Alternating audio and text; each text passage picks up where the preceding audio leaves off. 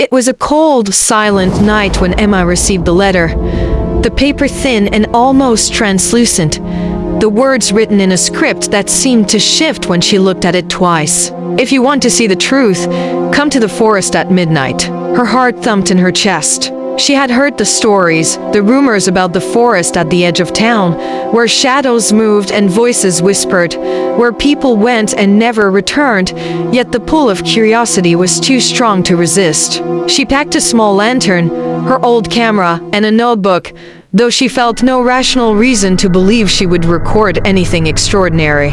The path to the forest was barely visible, choked with tangled branches and leaves that rustled though there was no wind. Every step seemed to echo unnaturally, and a chill crept down her spine as if the darkness itself was watching. As she walked deeper, the trees became taller and more twisted, their branches stretching like long fingers ready to grasp at her. The whispers began softly, almost like the wind, repeating words she could not understand. She paused, listening, heart racing, but the forest swallowed her voice before she could call out. The shadows lengthened, dark shapes moving just beyond the reach of her lantern, vanishing whenever she tried to look directly at them. She stumbled upon a path that seemed to appear only for her, lined with broken stones and moss-covered roots. Every footstep sounded louder, echoing as if the forest itself was counting them. Ahead, a small cabin appeared, its windows black and uninviting, yet something drew her closer.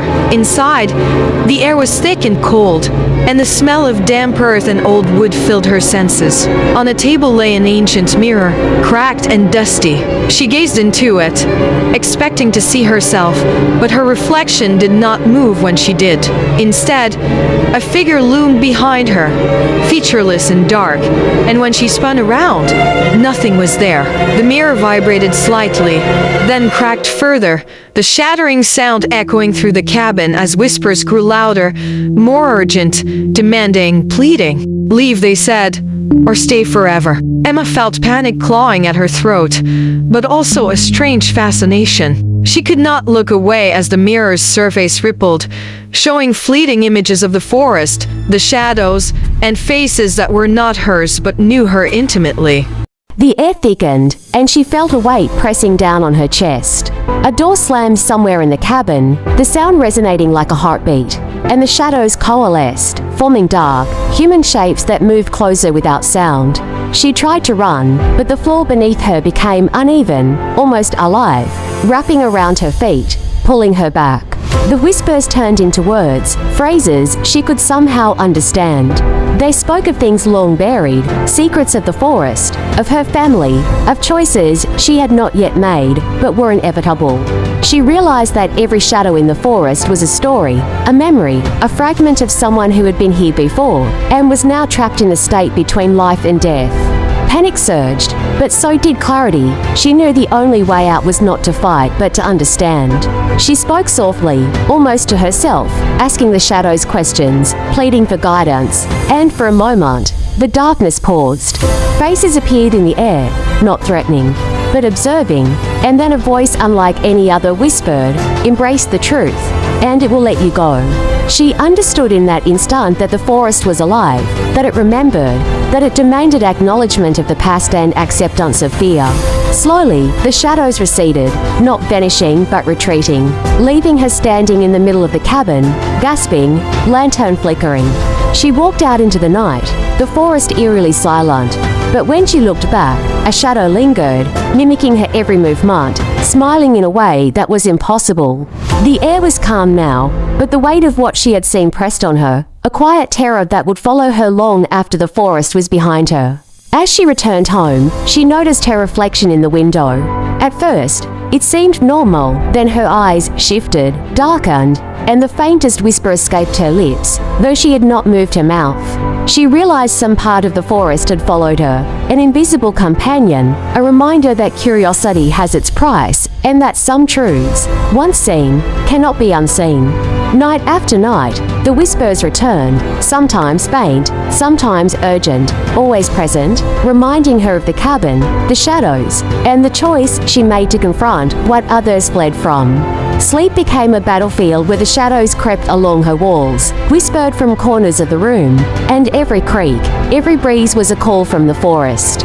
Yet, with each whisper, a part of her grew stronger, more aware, more attuned to the hidden layers of reality that ordinary eyes ignored. She walked through her daily life carrying both terror and understanding, and sometimes, when she dared, she would venture back to the forest, drawn to its mysteries, knowing that the shadows had not forgotten her, and that they never would.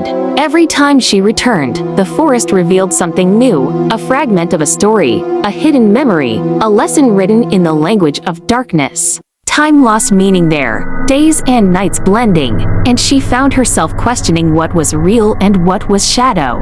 Some nights, she would wake to see shapes at the edge of her room, listening, judging, always waiting. And then, one evening, a new letter appeared, unsigned, written in the same strange shifting script. "The shadows await you. Come." Emma held it, trembling, knowing that even if she tried to ignore it, the forest would call again. She knew she would go because part of her could not resist the pull of knowledge, of fear, of the whispering shadows. And in the silence of her room, as the wind howled outside, she realized that the forest, the shadows, and the whispers were not just outside, they were inside, and they would remain as long as she remembered, watching, waiting, teaching the art of fear to those who dared to listen. That night, sleep eluded her. Every shadow in her room seemed longer, more patient, waiting for the moment she would blink and fall into their grasp. She could hear soft footsteps, a brush against the walls, a low sigh that seemed to come from every corner at once. Her own heartbeat felt like a drum in a cavern, echoing, warning, urging her to move. The wind outside carried whispers in a language she almost understood, as if the forest had learned how to speak directly into her mind. Days and nights blurred into one continuous tension. The sunlight felt weak, unable to pierce the residue of darkness that lingered in her veins. She tried to speak of it to others, but no words could capture the creeping sensation that someone or something was always watching, always waiting, always remembering. Emma realized that she was no longer merely a visitor in the forest. The forest was part of her now. It breathed in her thoughts, moved in her memories, whispered with every hesitation, every secret she tried to bury. She could not escape it. Every room she entered, every dark corner, every quiet street carried a trace of shadows. The forest had taught her patience, awareness, and fear, the trinity of its dark lessons. She began to notice small things she had ignored before, a shadow that lingered too long, a reflection that didn't mimic perfectly, a whisper that repeated a word she hadn't thought in years. Her own reflection sometimes seemed delayed, as if observing her from behind, judging her choices and waiting.